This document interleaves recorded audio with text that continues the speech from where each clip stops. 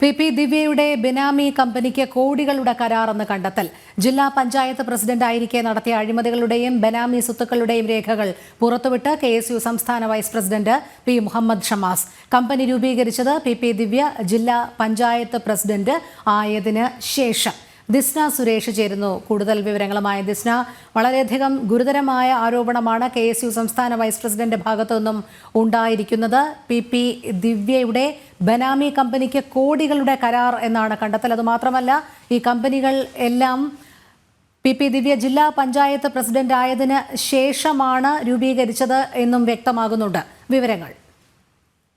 P ദിവ്യയുടെ ബിനാമി ഇടപാടുകളുടെ രേഖകളാണ് ഇപ്പോൾ പുറത്തു വന്നിരിക്കുന്നത്. ഭർത്താവിന്റെയും ബിനാമികളുടെയും പേരിൽ സ്ഥലങ്ങൾ വാങ്ങിക്കൂട്ടിയെന്നതാണ് ഇപ്പോൾ ഉയർന്നു വരുന്ന ആരോപണം എന്ന് പറയുന്നത്. അതായത് ജില്ലാ പഞ്ചായത്ത് പ്രസിഡന്റ് ആയതിനു ശേഷമാണ് ഇതൊക്കെ അവർ സ്വന്തമാക്കിയത് എന്നൊരു കാര്യം തന്നെയാണ് നമുക്ക് അറിയാൻ സാധിച്ചിട്ടുള്ളത്. ഈ തെളിവുകളാണ് ഇപ്പോൾ KSU സംസ്ഥാന വൈസ് പ്രസിഡന്റായ പി മുഹമ്മദ് ഷമാസ് ഇപ്പോൾ പുറത്തുവിട്ടിരിക്കുന്നത്. ജില്ലാ പഞ്ചായത്ത് പ്രസിഡന്റ് ആയിട്ട് നടത്തിയ അഴിമതികളുടെയും ബിനാമി സ്വത്തുക്കളുടെയും രേഖകളാണ് ഇപ്പോൾ പുറത്തു വന്നിരിക്കുന്നത്.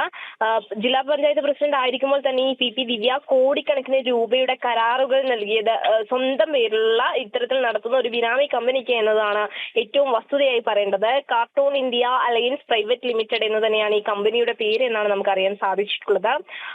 2021 ജൂലൈ 20-ന് ദിവ്യ ജില്ലാ പഞ്ചായത്ത് പ്രസിഡന്റ് ആയതിനു ശേഷമാണ് ഇത്തരത്തിലൊരു കമ്പനി തന്നെ രൂപീകരിക്കപ്പെട്ടിട്ടുള്ളത്.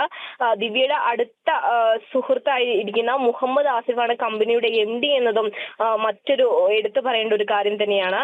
അതായത് ദിവ്യയുടെ ഭർത്താവിന്റെ പേരിലും ഈ MD ആയിരിക്കുന്ന ആസിഫിന്റെ പേരിലും ഈ കമ്പനി ഉടമസ്ഥരുടെ പേരിൽ, അതായത് കമ്പനിയുടെ പേരിൽ തന്നെ ഏക്കർ കണക്കിന് സ്ഥലങ്ങളും ഇതിൽ വാങ്ങിക്കൂട്ടിയിട്ടുണ്ട്. കൂടാതെ തന്നെ കണ്ണൂരിലെ പ്രമുഖ ടൂറിസ്റ്റ് കേന്ദ്രമായ പാലക്കയം തട്ടിൽ ഇവർ ഭർത്താവിന്റെ പേരിലും 4.5 ഏക്കറോളം ഭൂമിയും വാങ്ങിയിട്ടുണ്ട് എന്നൊരു വെളിപ്പെടുത്തൽ തന്നെയാണ് ഇപ്പോൾ പുറത്തു വന്നിരിക്കുന്നത്. അത്തരത്തിൽ അനധികൃതമായി സ്വന്തം ബിനാമി കമ്പനിക്ക് ജില്ലാ പഞ്ചായത്ത് പദ്ധതികളുടെ കോടിക്കണക്കിന് രൂപയുടെ കരാർ നൽകിയതിന്റെ രേഖകളും പുറത്തുവിട്ടിട്ടുണ്ട്.